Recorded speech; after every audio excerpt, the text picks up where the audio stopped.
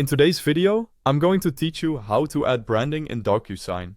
By the end, your signers will see your logo, colors, and a familiar sender name across emails and signing pages. We'll keep it simple and go screen by screen with quick tips to make your brand look its best.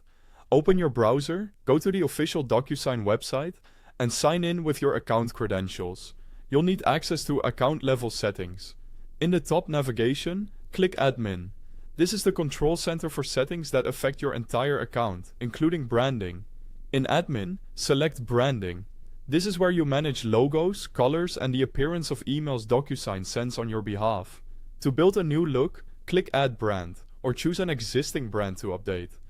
Give your brand a clear name so it's easy to identify later, like your organization plus a team or region. If you manage multiple departments, clear names help your team pick the right brand when sending. Upload your company logo. This image appears in DocuSign emails and on signing pages, so pick a clear, high-resolution file.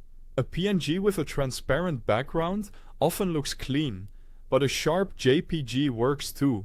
Avoid tiny or stretched images. The logo should be crisp and recognizable at a glance.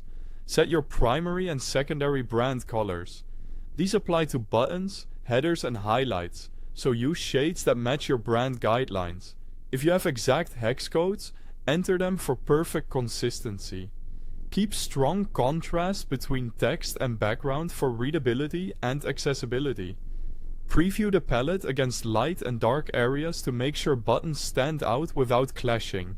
Next, customize email branding. Set the email sender name and adjust the overall email appearance.